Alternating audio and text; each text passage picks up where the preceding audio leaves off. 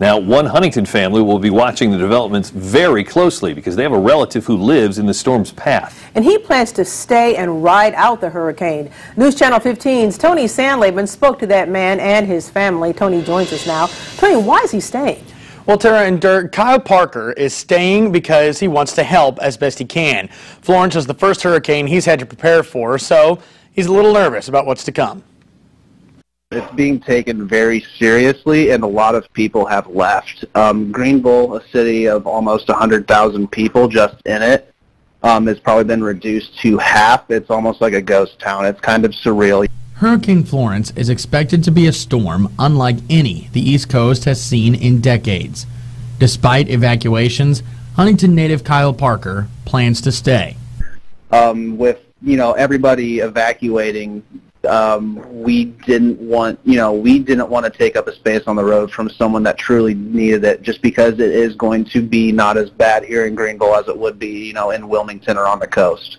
Kyle works for the American Red Cross as a donor recruitment representative.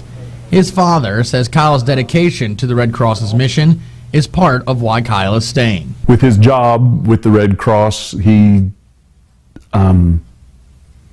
feels like he needs to be there so that he can get right in the middle of it as soon as possible. Kyle's parents would rather he leave, but respect his decision to stay and help others if needed.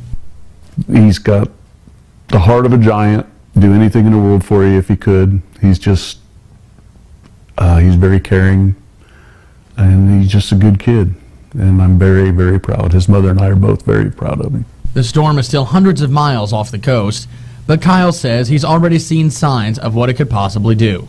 I watched a couple of videos the other day of some of the rip currents in Wilmington and Myrtle Beach already, and I mean, it's some pretty big waves that they're having already, and it's still that far out.